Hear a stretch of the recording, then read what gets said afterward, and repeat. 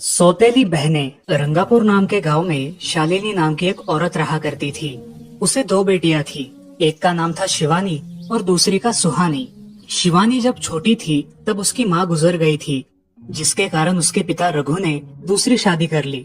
मगर उनका भी कुछ सालों में बीमारी की वजह से देहांत हो गया और इसी वजह से शिवानी के मन में उसकी माँ और बहन के प्रति प्रेम उत्पन्न नहीं हो पाया।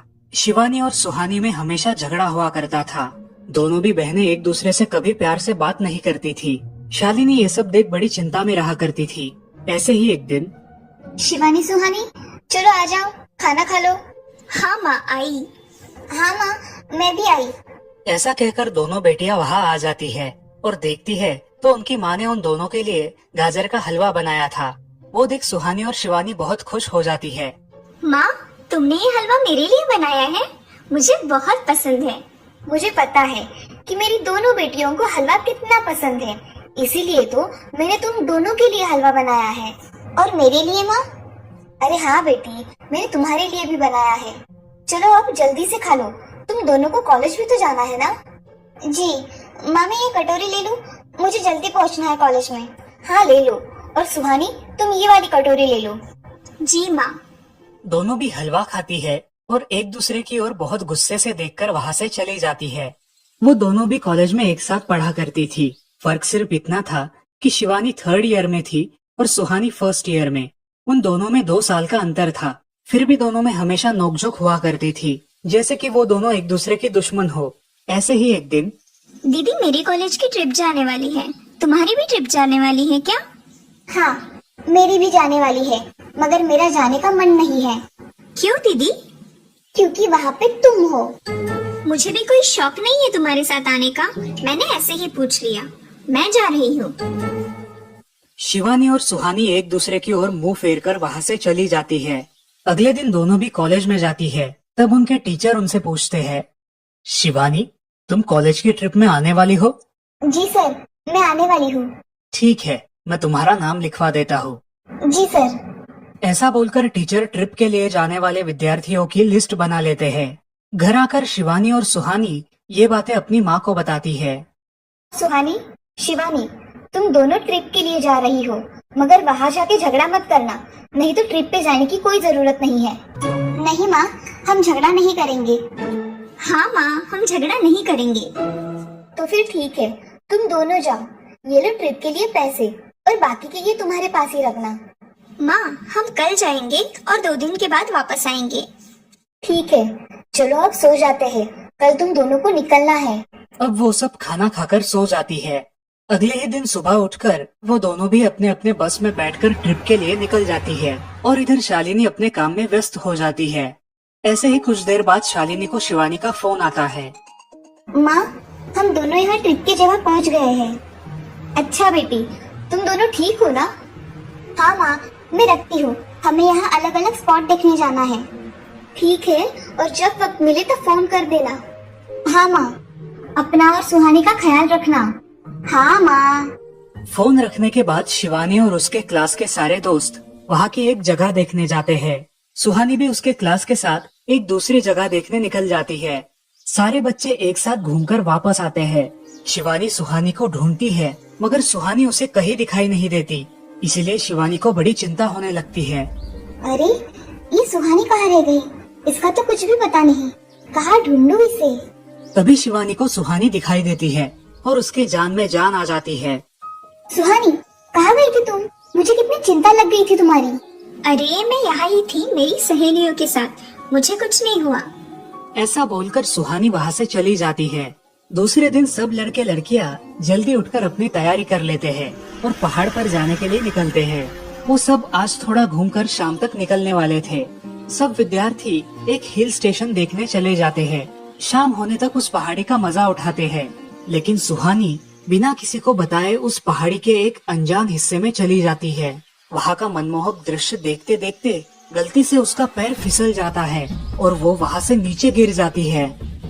शाम हो जाने के कारण सभी विद्यार्थी वहाँ से निकलने लगते हैं और यहाँ सुहानी एक पेड़ के सहारे उस पहाड़ी की चोटी पर लटकी रहती है। शिवानी सभी विद्यार्थियों में अपनी बहन को ढूंढती है लेकिन वो उसे कहीं नहीं मिलती।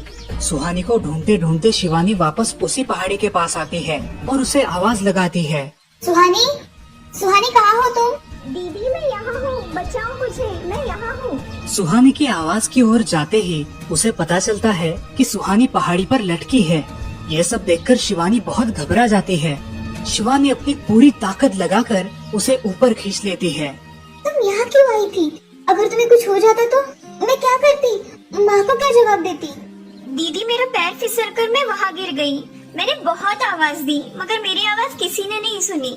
तुम ढूंढती हुई आई और मुझे बचा लिया। तुम दुनिया की बेस्ट दीदी हो।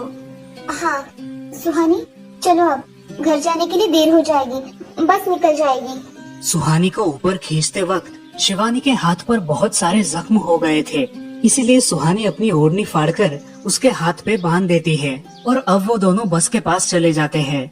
क्या हुआ है शिवानी, हाथ से खून बह रहा है तुम्हारे? कुछ नहीं सर, मैं वहाँ पे गिर गई थी, अब मैं ठीक हूँ। टीचर और सारे छात्र गाड़ी में बैठकर घर जाने के लिए निकलते हैं। घर आने के बाद शिवानी सारी हकीकत अपनी माँ को बताती है और वो सब सुनकर माँ दोनों को गले लगाकर रोने लगती है। तुम दोनों एक दूसरे के साथ होते हो इसीलिए मुझे कोई टेंशन नहीं रहता, मगर मेरी बच्चियों खुद का भी ख्याल रखा करो। उस दिन के बाद दोनों सौतेली बहनों ने अपने बीच की सब नोकझोंक बंद कर दी और हंसी खुशी सगी बहनों की तरह रहने लगी। दोस्तों, इस कहानी से हमें ये सीख मिलती है कि हम सबको एक दूसरे के प्रति द्वेष की भावनाएं छोड़कर प्यार से रहना चाहिए। चंदनपुर नाम के गांव में चंपा नाम की एक औरत रहती थी। पति, 2 बच्चे और एक बेटी, ऐसा उनका पूरा परिवार था। उसका पति श्रीधर पोस्ट ऑफिस में जॉब करता था। उसके कमाई से ही घर चलता था। चंपा ने अपने घर के सामने एक छोटी सी दुकान खोल के रखी थी। उससे उसे जो भी मुनाफा होता वो अपनी बेटी की शादी के लिए जमा करके रखती। ऐसे ही बहुत दिन बीत जाते हैं। अब बच्चे भी बड़े हो जाते हैं। बड़ा बेटा अशोक डॉक्टर और छोटा बेटा रवि वकील बन जाता है और दोनों अपनी ट्रेनिंग पूरी करने लगते हैं। एक दिन उनकी बहन ज्योति के लिए एक अच्छा रिश्ता आता है और ज्योति की शादी पड़ोस के गांव के सरपंच जी के बेटे से हो जाती है। ज्योति बहुत ही कामचोर और गुस्सा करने वाली होती है, इसी कारण उसके ससुराल से उसे निकाल दिया जाता है। वो अपने पति को लेकर अपने मायके रहने आती है। अब चंपा का जमाई दुकान चलाता है और चंपा और ज्योति आराम से वहाँ रहती है। अरे ज्योति, जरा अपने कामचोर पति को कुछ काम करना क्यों नहीं सिखाती हो? कुछ काम का नहीं है वो। अरे हाँ माँ, उनके पिताजी ने तो उन्हें ही घर से निकाल दिया और हमारे माथे मर दिया। जाने दो, पति है। माँ और बेटी इसी तरह तानेबाजी करती रहती। अब बड़े बेटे अशोक की शादी उन्हीं के गांव के एक लड़की से करा दी गई, लेकिन उस लड़की से भी चंपा बहुत काम करवाती और वो बेचारी सासू माँ का आदर करके सब काम चुपचाप करती थी। एक दिन वो काम करके थक गई और एक जगह पर बैठ गई। ए कामचोर कमला, इतना सारा काम पड़ा है घर में, क्या वो तुम्हारा बाप आके करेगा? चलो उठ, काम कर। हाँ हाँ माँ जी, करती हूँ। ऐसा कह के कमला अपने काम पर लग जाती है और सारा काम खत्म कर देती है। चंपा अपने बेटे अशोक से घर आने के बाद चुगलियां किया करती थी। अशोक घर आकर कमला को बहुत भला बुरा कहता और कभी कभी तो उस पर हाथ भी उठाया करता था। ये सब रवि देखा करता था और रवि को बहुत बुरा लगता था। अशोक मारने आता तो रवि बीच में पड़ जाता और माँ बाप को डांटता था और वही झगड़ा खत्म हो जाता था। ऐसा बहुत दिन चलता रहा। रवि को रंजना नाम की एक लड़की बहुत पसंद थी, जो कि एक न्यूज रिपोर्टर थी। क्या तुम मुझसे शादी करोगी? मुझे तुम बहुत पसंद हो। हाँ, मगर रवि, तुम्हारे घर में तुम्हारी माँ का बर्ताव मुझे बिल्कुल पसंद नहीं है, इसीलिए पहले तुम इसका कोई हल निकालो। अरे रंजना, मैं हूँ ना तुम्हारे साथ, तुम्हें टेंशन की क्या बात है? मगर रवि, तुम भी अगर मुझे मारने पीटने लगे तो मैं तुम्हें कोर्ट में खींचूंगी। अरे हाँ बिल्कुल, वो तो तुम्हारा अधिकार है। अगले दिन रवि अपने घर में रंजना के बारे में बताता है। रवि की माँ चंपा उसे साफ मना कर देती है। रवि, तुम्हें कुछ समझ आता है या नहीं? अपनी बिरादरी की लड़की से शादी करो बेटा। इस घर में ये आखिरी शादी है और मेरे भी कुछ अरमान है बेटा। अजय, आप कुछ कहते क्यों नहीं? हाँ बेटा, तुम्हारी माँ सही कह रही है, तुम इसकी बात मान जाओ बेटा। नहीं पापा, मैं शादी करूंगा तो सिर्फ रंजना से, वरना मैं शादी नहीं करूंगा। सब चुप हो जाते हैं। अगले दिन रवि मंदिर से शादी करके घर आता है।